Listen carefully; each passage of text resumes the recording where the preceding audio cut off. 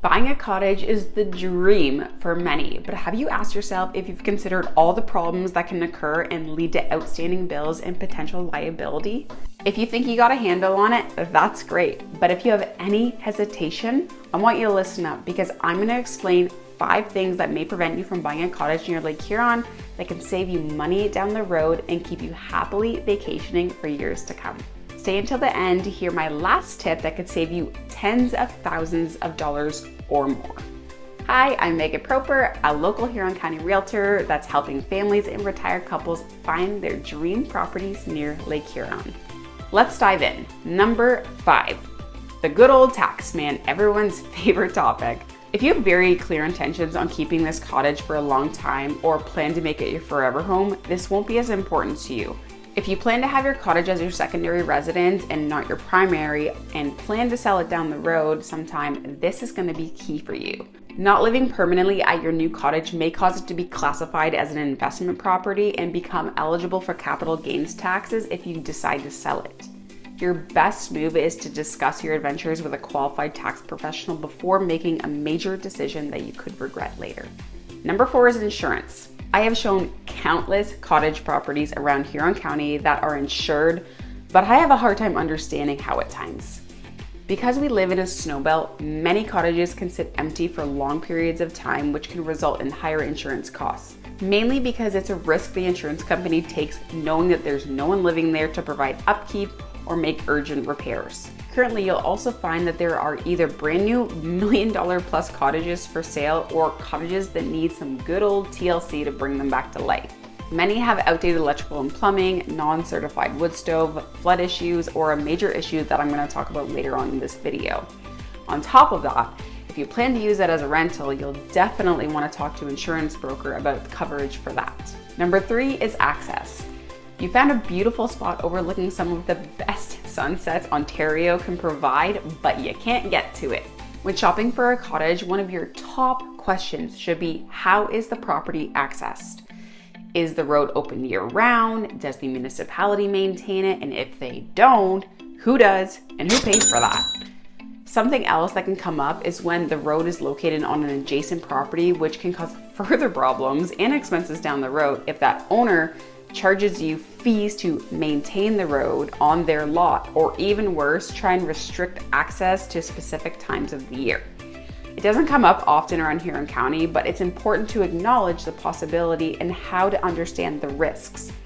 To piggyback off my last tip of insurance companies won't like a cottage situated on a road that is not maintained or closed in the winter, as this makes it hard to get to access for repairs, upkeep, and liability. For more information that you should consider around the access of your property, check out this video of the pros and cons of buying a cottage near Lake Huron.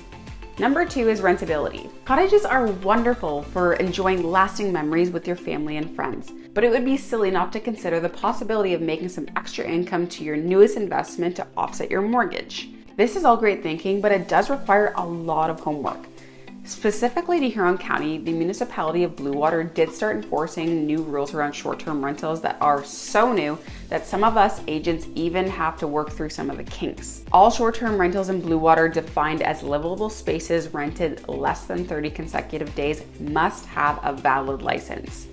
The license is valid for 1 year, has location restrictions such as the percentage of properties on a street must not exceed 15%, and the properties must not be adjacent to a property running as a valid short-term rental.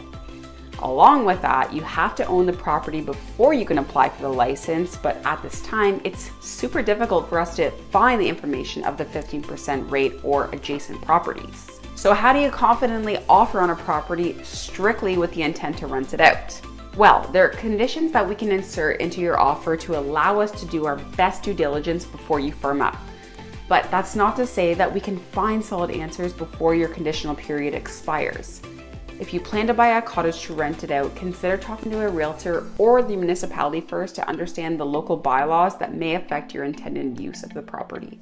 My most important factor that you need to consider that may prevent you from buying a cottage near Lake Huron is erosion. I was very conservative when I said that this last tip can save you tens of thousands of dollars, because realistically, this last warning can save you well over $100,000 plus. for your safety and your cottage falling into the lake. Erosion is a natural process that is necessary to the ecology of the shoreline, and without it, we can kiss our beaches goodbye. So, what do you need to know about it?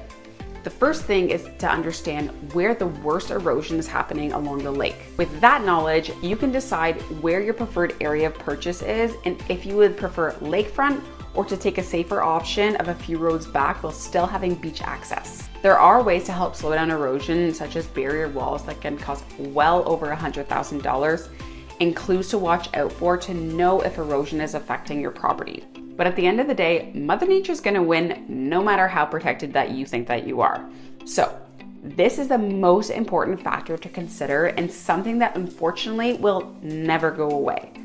Some evidence shows that it can be more beneficial and cost effective to move the home away from the water than try to reduce the erosion at your property. That comes with its own expenses and headaches, as most of you likely bought lakefront property for the lakefront. If you're looking for a lot more in-depth information about this, feel free to check out my website where I have helpful links to the local conservation authorities and the 100-year erosion maps you can look at. I would also be happy to help you discover where to find the best cottage that's right for your family's needs. If you're still wondering if buying a cottage is the right investment for you, consider taking my free quiz. The link is below for you. If you're looking for more information on buying a cottage, check out my other videos on my YouTube or my lake erosion page on my website. You can find my contact information and helpful links in the description below. Thanks for watching, and I'll see you again real soon.